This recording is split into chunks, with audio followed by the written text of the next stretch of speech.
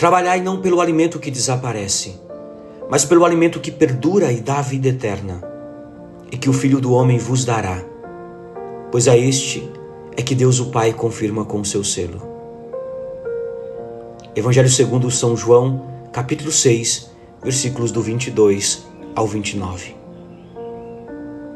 Meus irmãos e minhas irmãs, as leituras de hoje revelam duas formas diferentes de incapacidade de interpretar os sinais com os quais, através da realidade, o Senhor entra continuamente em relação conosco.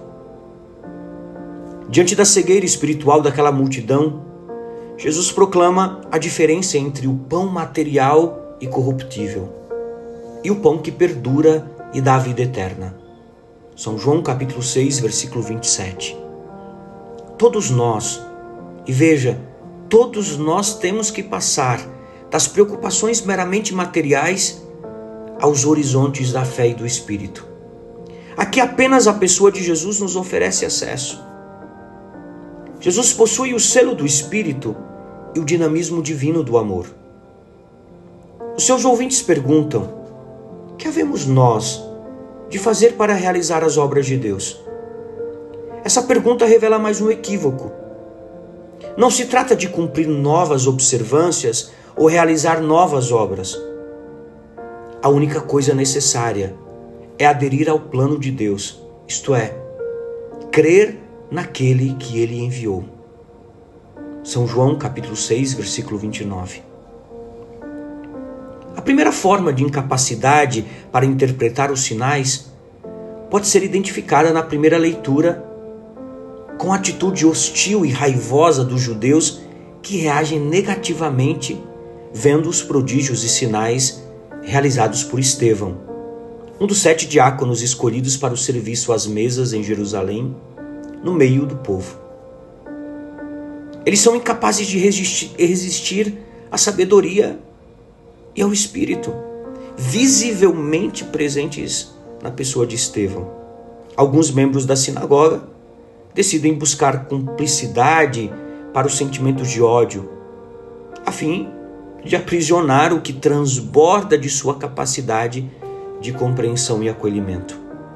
Assim, eles incitaram o povo, os anciãos, os escribas, investiram contra ele, prenderam-no e o levaram ao sinédrio. Atos dos Apóstolos, capítulo 6, versículos de 9 ao 12.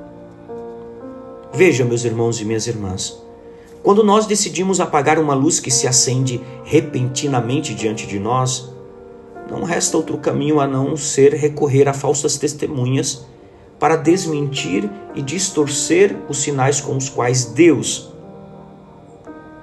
Ele quer nos fazer render à presença e à lógica de seu reino. Este homem não cessa de falar contra este lugar santo e contra a lei. Nós o ouvimos declarar que Jesus o Nazareno destruirá este lugar e mudará os costumes que Moisés nos transmitiu. Atos dos Apóstolos, capítulo 6, versículos 13 e 14.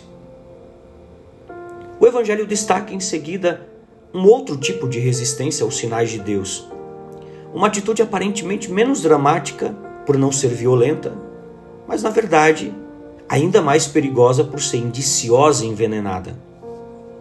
Após assistirem à prodigiosa multiplicação dos pães e dos peixes, a multidão se movimenta assim que percebe que Jesus e seus discípulos não estão mais com eles. Quando a multidão viu que Jesus não estava ali, nem os seus discípulos, subiram às barcas e foram a Cafarnaum à procura de Jesus. João 6, versículo 24. É sempre agradável quando alguém manifesta a necessidade da nossa presença em sua vida. É um encanto que enche o coração, esse coração carente de se sentir valorizado e amado. Contudo, Jesus não se deixa seduzir facilmente por esse entusiasmo com que as pessoas começam a segui-lo. E ele diz: em verdade vos digo, vós me procurareis não porque vistes sinais, mas porque comestes dos pães e vos saciastes. São João, capítulo 6, versículo 26. A palavra de Jesus desvia a atenção da multidão para a motivação profunda que move seus passos, denunciando seu receio ao oportunismo e denuncia sem receio este oportunismo presente em sua busca. É a mesma atitude com que, por trás de uma aparente abertura, nós também frequentemente mantemos relacionamentos instrumentais, evitando o esforço de cultivar relações autênticas com o outro. Por isso, conseguimos conviver por anos sem realmente nos vincularmos, reduzindo o outro à medida das nossas necessidades. Jesus anuncia que existe outra forma de saborear e assumir a responsabilidade que nasce de um encontro verdadeiro. Esforçai-vos, não pelo alimento que perece, mas por aquele que permanece para a vida eterna e que o Filho do Homem vos dará. São João capítulo 6, versículo 27. O alimento que permanece e não perece são justamente as relações vividas com profundidade e fidelidade, a começar com a nossa relação com Deus, estendendo-se também aos outros, aos nossos irmãos. Somente esse modo de viver pode saciar a fome que habita em nós. E para fazer essa passagem do estômago ao coração, na verdade, não é preciso realizar grandes feitos, mas se tornar sensível às pequenas provações que preenchem o nosso cotidiano. Meus irmãos e minhas irmãs, poderíamos até dizer que todos nós deveríamos aprender a nos empenhar em não mais agir a partir de nós mesmos, mas sim a acolher a realidade de Deus e do próximo. Não pelo que ganhamos com isso, mas pelo que isso nos possibilita. Oferecer a nós mesmos com liberdade e alegria. Jesus, nessa liturgia de hoje, nos convida a uma fé que vai além da busca por satisfações imediatas. Ele é o pão da vida, aquele que desceu do céu para nos oferecer a vida eterna. A verdadeira obra de Deus é crer naquele que Ele enviou, acolhendo não apenas os dons, mas o próprio doador.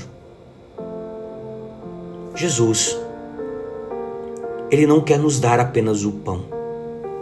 Ele quer ser o nosso pão, o nosso alimento. Que comemos de Cristo, que comamos dele, que vivamos dele e que tenhamos nele essa vida eterna. Uma santa segunda-feira para você e sua família. Que Deus te abençoe em nome do Pai, do Filho e do Espírito Santo. Amém. Paz e misericórdia.